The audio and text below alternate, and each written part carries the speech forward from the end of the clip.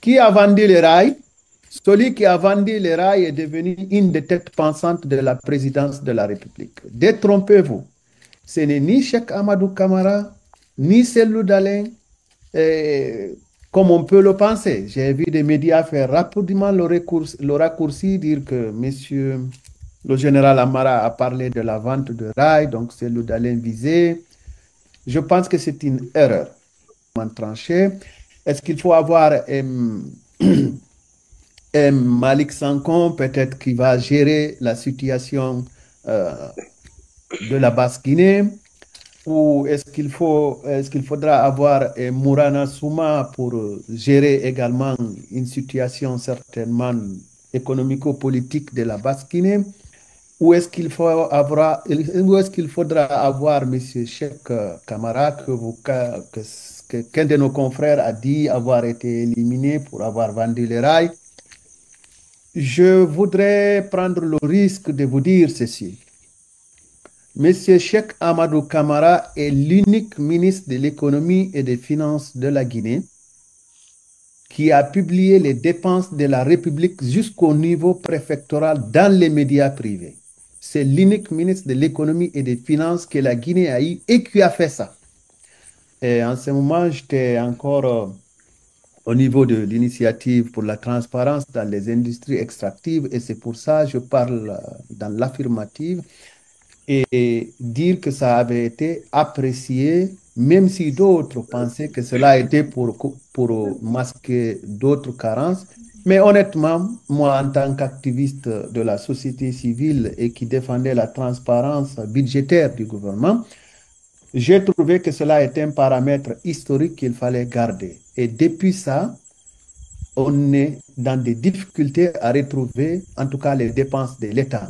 Et chaque préfecture, les populations de la préfecture savaient qu'il y a eu tel montant qui avait été alloué à la préfecture et voici les lignes budgétaires. Ça, c'est à l'actif de M. Cheikh Amadou Kamara. Et vous savez que je n'ai pas de fleurs. Je n'aime pas lancer des fleurs aux gens. Cheikh Amadou Kamara, ni Cellou Dalein, comme on peut le penser. J'ai vu des médias faire rapidement le raccourci, dire que monsieur le général Amara a parlé de la vente de rails, donc c'est le Dalein visé. Je pense que c'est une erreur. On ne pouvait pas démanteler les rails sans la contribution de l'administration décentralisée. Je ne parle pas de l'administration déconcentrée. Je pense que le ministère de l'administration du territoire et de la décentralisation d'alors a participé à la facilitation du démantèlement des rails du chemin de fer Conakry-Niger à leur transport et peut-être, oui, quand je parle du transport, parce que vous savez, en ce moment, il y avait quand même quelques barrages. Et je pense que ceux qui ont vendu les rails sont plus proches du palais présidentiel à l'heure où je vous parle et sont devenus des acteurs régionaux extrêmement écoutés à la présidence de la République. Et je pense qu'avec une justice indépendante, s'il fallait le faire concernant cette vente de rails, ceux-là ne devraient pas dormir tranquille. Alors, vous allez me dire, mais vous parlez de quel magistère? Vous parlez de quel ministre? Je Tout le monde va pense que penser, peut-être tout le monde va penser à tort, peut-être ou à raison, à Kiridi Bangoura.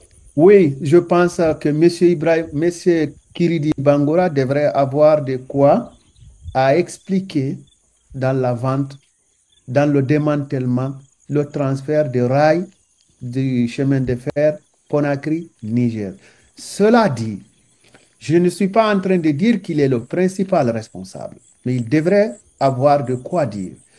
Et on ne pourrait pas parler de la vente de rails sans toucher la famille présidentielle d'alors, donc la famille du président Lansana Conté. Et nous savons que le droit positif guinéen dispose que des poursuites pénales ou civiles sont éteintes par la mort. Et Ousmane Conté n'étant plus là, je pense qu'il est difficile aujourd'hui de judiciariser cette affaire de la vente de rails si toutefois j'ai une bonne lecture du droit positif guinéen.